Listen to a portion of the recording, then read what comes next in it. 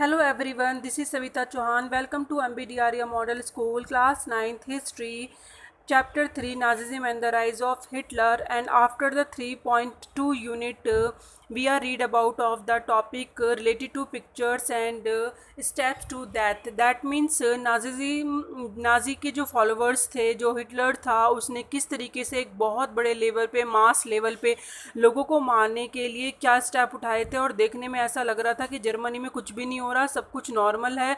और लेकिन फिर भी वो सीक्रेट से, जैसे ज्यूज थे और जिप्सीज थे, पोलैंड्स के पॉल्स थे, वो उन लोगों को मारने के लिए इसने किस तरीके से स्टेप उठाए वो हम इस वीडियो में पढ़ेंगे। फर्स्ट स्टेज था, stage first, stage two, stage three, तीन स्टेज पढ़ेंगे। First stage expulsion. Expulsions means होता है स्टूडेंट कि जब हम किसी को किसी से सेपरेट करते हैं, सेग्रीगेट करते हैं, अलग अलग करते हैं, जिन लोगों को हम पसंद नहीं करते उनको बिल्कुल अलग करना ही अलग करने के लिए सोचते हैं, वो एक स्टेप था। 1933 से 1939 तक वहाँ के जो एक मेन मोटिव था, स्लोगन ये था, you have no right to live among us as citizens, यानी सिटीज़न के रूप में आप हमारे साथ नहीं रह सकते। पहले तो इन्होंने ये रीज़न बताया। अब देखना आप स्टेज टू, स्टेज थ्री पे इनका स्लोगन किस तरीके से चेंज होता रहेगा। ध्यान देना, पहले स्लोगन में क्या बोल रहे हैं कि एज अ सिटीज़न आप हमारे साथ नहीं रह सकते, कि उनकी शर्त क्या थी सिटीजनशिप के लिए। और जो नूरनबर्ग के अकॉर्डिंग जो लॉज थे सिटीज़न ऑफ सितंबर में 1935 में, वो क्या क्या थे। First, only persons of German और related blood would henceforth be German citizens enjoying the protections of the German Empire. Henceforth यानी अब से सिर्फ जो जर्मन के जो प्रॉपर रिलेटेड ब्लड लोग हैं, यानी जो नॉर्डिक आर्यंस थे, जो रेशियल हायरार्की के बेस पे इन्होंने अलग किया था, तो जो नॉर्डिक आर्यंस थे वही अब जर्मन एम्पायर के प्रोटेक्शन को एंजॉय कर सकते हैं, वही सिटीज़न कहलाएंगे। और marriages between Jews and Germans were forbidden, यानी बिल्कुल भी जो ज्यूज़ थे और उनकी जो मैरिज थी जर्मन के बीच में बिल्कुल भी नहीं मानी जाएगी, उसको भी इन्होंने क्या कर दिया, मना कर दिया। Marriages between and extra marital relations between Jews and Germans become a crime. और अगर जैसे शादी से पहले अगर कोई किसी से रिलेशन रखता है, ज्यूज़ और जर्मन के बीच में एक्स्ट्रा कोई भी मैट्रियल रिलेशन होते हैं, तो वो क्राइम माना जाएगा, उनको पनिशमेंट दी जाएगी। Jews were forbidden to fly the national flag, और ज्यूज़ को बिल्कुल मना कर दिया कि वो नेशनल फ्लैग नहीं फहरा सकते हैं, और उनको इस चीज़ का कोई भी राइट नहीं है। तो स्टूडेंट आप देख सकते हैं कि किस तरीके से सिटीजनशिप कंप्लीट करने के लिए उनको बिल्कुल अलग कर दिया गया। अदर लीगल मेजर इंक्लूडेड, और कौन कौन सी चीज़ों से उनको दूर कर दिया गया। बाइकआउट ऑफ ज्यूज़ बिजनेसेस, यानी उनको बिल्कुल बिजनेस से दूर कर दिया गया कि आप व्यापार नहीं कर सकते हो। Expulsion from government services, government service से बिल्कुल दूर कर दिया गया। Force selling and confiscated means होता है कब्जा करना, ऑफ देयर प्रॉपर्टीज़, और जो पोलैंड के लोग थे जिन पे इन्होंने कब्जा करके उनको जीता था, या फिर हम कह सकते हैं कि जो भी वहाँ की प्रॉपर्टी थी और जो इन पे कब्जा करा था, वो अब क्या इन्होंने इस पे कब्जा कर लिया था। 1939 की बात बता रहे हैं, 33 से। एंड बिसाइड इसके अलावा Jews properties were vandalised and looted. Vandalise means होता है तबाह कर देना, तोड़ फोड़ कर देना, बिल्कुल उनकी प्रॉपर्टीज़ ख़त्म कर दी। एंड हाउस पे उनकी अटैक करा, और जिसे कह सकते हैं सिनेगॉग, उनका एक मंदिर होते थे, एंड बर्न, बिल्कुल जला दिए। मैन अरेस्टेड इन प्रोग्राम, और वहाँ पे जो लोग थे उनको क्या कर लिया गया, उन्हें उन लोगों को गिरफ्तार कर लिया गया। और इन नवंबर में 1938 में, उसके बाद उन्हें ये जो नाइट थी उसे याद रखा गया, नाइट ऑफ ब्रोकन ग्लास, यानी इस नाम से उस रात को याद किया जाता है कि जब तबाही की रात के नाम पे, यानी कि वहाँ पे कितनी मंदिर को जला दिया गया था, वहाँ पे जो प्रोग्राम के जो प्लेस है वहाँ पे लोगों को अरेस्ट किया गया था, उनके प्लेसेस ख़त्म कर दिए गए थे। तो ये उस बेस पे बोला गया। जैसे कि अब आप देखेंगे ये यहाँ पे एक park bench announce for Aryans only, तो यहाँ पे आप पिक्चर में देख सकते हैं जो बुक में दे रखी है फिगर 16, कि जो बेंच है वो सिर्फ किसके लिए, उस पर टैग भी लगा दिया है कि वो सिर्फ आर्यंस के लिए है। तो यहाँ पे भी ऐसी बहुत सारी पिक्चर्स हैं जो कि डिस्क्राइब करनी है और उसके अकॉर्डिंग आप देखेंगे। ये स्नोगैक्स मीन्स तो बता ही दिया कि जहाँ पे लोग क्या करते थे, पूजा करते थे, उसको कहा जाता है। और ये जो आप देख रहे हैं ये पिक्चर, इसमें ये डिक्लेयर करती है, the sign declares that the North Sea bathing resort is free of Jews. यानी कोई हम किसी चीज़ से बिल्कुल फ्री कर देते हैं कि ये चीज़ वहाँ नहीं मिलेगी, तो जो रिसोर्ट्स ये बनाए गए थे वहाँ डिक्लेयर कर दिया गया और साइन लगा दिया गया कि जो ये वाला एरिया है यहाँ पर नॉर्थ सी जो बाथिंग है या रिसोर्ट्स हैं वहाँ पे बिल्कुल भी ज्यूज़ की एंट्री नहीं होगी। और एक आप इस पिक्चर को देख सकते हैं कि इसमें भी आप फिगर को देखकर अच्छी तरीके से इसमें आइडिया लगा सकते हैं कि man and women were left with nothing to survive in the ghettos. यानी उन्हें जो घेटोज़ में लेके जाया जा रहा था, जैसे कि पोलैंड में जब इन्होंने लोगों को पकड़ा था, वहाँ से वो हटा के उनकी प्रॉपर्टी छीन के उनको घेटोज़ में भेजा जा रहा था। घेटोज़ कोई ऐसी जगह नहीं थी कि जहाँ पे आराम से इजीली कोई भी लोग इंजॉय करके रह सकते हैं। वो एक ऐसा प्लेस था कि बहुत ही ज़्यादा हाइजीनिक नहीं था, यानी बिल्कुल साफ़ नहीं था और बहुत ज़्यादा क्राउडेड था। और उसमें मतलब घुस घुस के लोगों को बहुत कम कम जगह में उनको भर रखा था। And this is all I have to sell. ये आदमी बोल रहा है मेरे पास सिर्फ ये चीज़ें बची हैं सेल करने के लिए, बाकी सब मेरे पास कुछ भी नहीं है अपना लाइफ अपना सर्वाइव करने के लिए। क्योंकि जब इन्होंने कब्जा करा था पोलैंड पे तो क्या करा था कि उनसे ये सारी चीज़ें छीन ली गई थी प्रॉपर्टी। अब स्टेज 2, यानी अब जो लोगों को इन्होंने पकड़ा था, कन्फिस्केटेड किया था, उन पे कब्जा करा था, अब उनको वो कहाँ भेजते थे। जैसे कि मैंने पहले बताया था घेटो क्या होते थे। घेटो ऐसे जगह होती थी जहाँ पे जैसे ज्यूज़ हो गए, जिप्सीज हो गए, पोल्स हो गए, यानी पोलैंड के जिन लोगों को पसंद नहीं किया जाता था उनको एक सेपरेट जगह बनाई जाने लगी और वहाँ पे उनको रखा जाने लगा। तो वो घेटोजाइजेशंस के नाम से जाने जाते थे।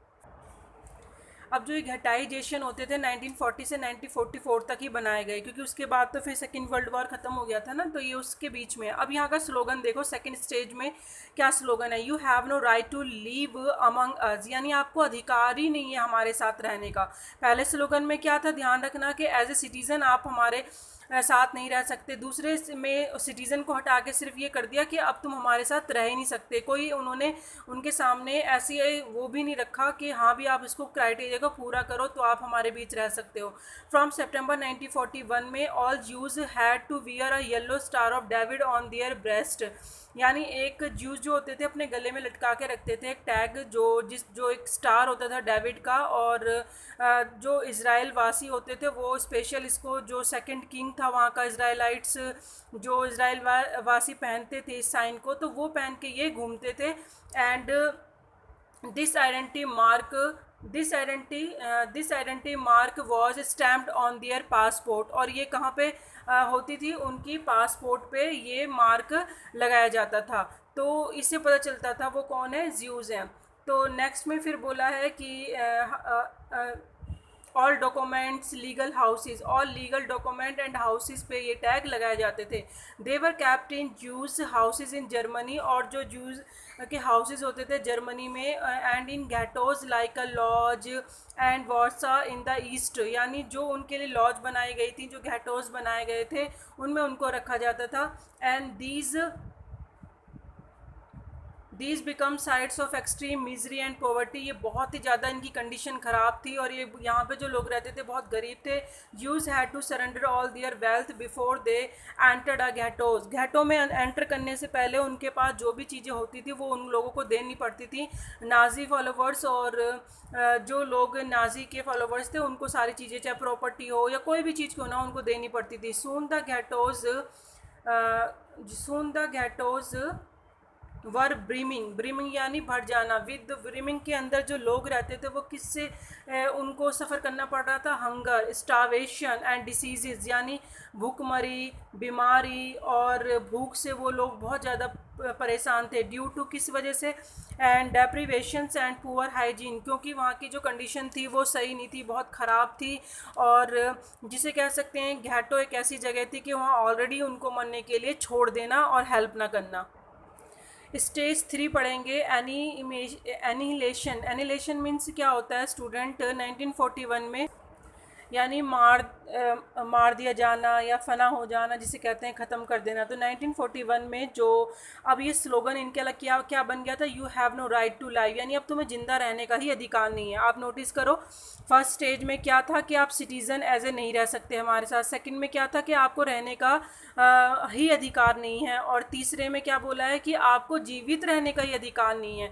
तो अब इन्होंने बिल्कुल ही लिमिट क्रॉस कर दी थी 1941 में। तो अब लोगों को मारने के लिए आप देख सकते हैं कि पिक्चर में किस तरीके से बोला गया है, जैसे कि ये गैस चैम्बर्स बनाए गए हैं और वायर से क्लोज कर रखा है, इलेक्ट्रिक वायर से, कि यहाँ चारों तरफ कोई भी निकल नहीं सकता था इंसान, और कोई अगर बचने की कोशिश करेगा कंसंट्रेशन कैंप में तो वो वैसे भी वायर से ही मारा जाएगा क्योंकि इनमें करंट हुआ करता था।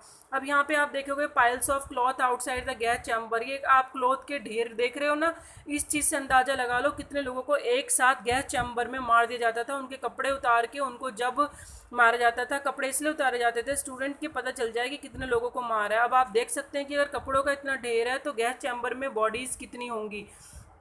तो आप देख सकते हैं ये ऐसे यहाँ पे ये आप पिक्चर देख सकते हैं शूज़ की।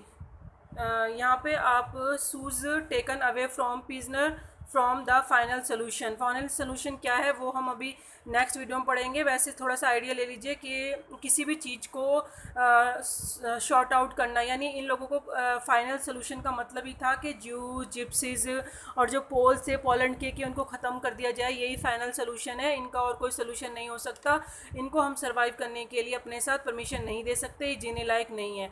तो आप देख सकते हो जैसे भी कपड़ों का ढेर देखा था, ये शूज़ हैं जो ये लोग होते थे जिनको गैस चैम्बर में मार दिया जाता था। कितना ढेर लग रहा है शूज़ का, कितनी बड़ी मात्रा में एक बार में लोगों को मार दिया जाता था। कंसंट्रेटर कैंप जो यहाँ पे देख रहे हो, पिक्चर में से तो देखने से कितना ब्यूटीफुल एरिया लग रहा है, लेकिन ये डेथ यानी लोगों को मारने के लिए बनाया जाता था। ये कंसंट्रेशन कैंप है स्टूडेंट, जो देखने से नहीं पता चलता कि अंदर क्या हो रहा है, लेकिन अंदर इनके साथ जो लोग होते थे उनके साथ बहुत ही ज़्यादा बुरा व्यवहार होता था। अब जो थर्ड स्टेज में हम पढ़ रहे हैं, ज्यूज फ्रॉम ज्यूइश हाउसेज, अब उनके जो हाउसेज थे कंसंट्रेशन कैंप थे, and ghettos were different parts of Europe were brought to death factories by, यानी जो अलग अलग जगह से इनको लेके आया जाता था और ट्रेन्स में, और इनको मारने के लिए घाटों में लेके आया जाता था। उसके बाद गैस चैम्बर में या फिर इनको भेज दिया जाता था पोलैंड एंड वहाँ का जो ईस्ट वाला एरिया है, स्पेशल हम बात करें बेल्जिक, ऑस्ट्रिच और सेविवो, ट्रैम्बलिंग का और चैलमैनो और माजा नेक, ये वो प्लेसेस हैं जहाँ से लोगों को मारा लेके आए और बहुत बड़ी मात्रा में मारा जाता था। दे वर चैड इन गैस चैम्बर्स, यानी जो चैड है उसका मतलब है आग से बुरी तरह जला देना। तो गैस चैम्बर में उन्हें बुरी तरीके से जला दिया जाता था, और mass killing took place with in minute with scientific precision, यानी ऐसे लगता था कि बिल्कुल सफाई से शुद्धता से उन्हें मार दिया गया है और पता भी नहीं चलता था किसी को। प्रिसिशन यानी बिल्कुल सफाई से, शुद्धता से, बिल्कुल साइंटिफिक तरीके से उनको कुछ ही मिनट में ख़त्म कर दिया जाता था, और बहुत बड़े लेवल पे एक साथ लोगों को गैस चैम्बर में भेज के मार दिया जाता था। तो आपने देखा किस तरीके से। अब हम नेक्स्ट वीडियो में यूथ इन नाजी जर्मनी पढ़ेंगे कि जर्मन में लोगों जो यूथ था उनका क्या रोल था। लेकिन स्टूडेंट आपने जो ये 3 स्टेजेस पढ़ी हैं, जो पिक्चराइजेशंस आपकी बुक में दी हैं, ये बहुत इंपॉर्टेंट हैं क्योंकि इसमें साफ बताया है कि किस तरीके से लोगों को मारने के लिए हिटलर ने स्टेप उठाए और कितने सीक्रेट तरीके से उनको चैम्बर में, गैस चैम्बर में डालकर उनको मारा जा रहा था। पहले घाटोज में भेजा गया जहाँ पे उनको बहुत ही बेकार कंडीशन में रखा जाता था, और फिर उनको सीक्रेट तरीके से उन्हें गैस चैम्बर में फाइनल सोल्यूशन के नाम कह के उनको सीक्रेट तरीके से मार दिया जाता था। Thank you.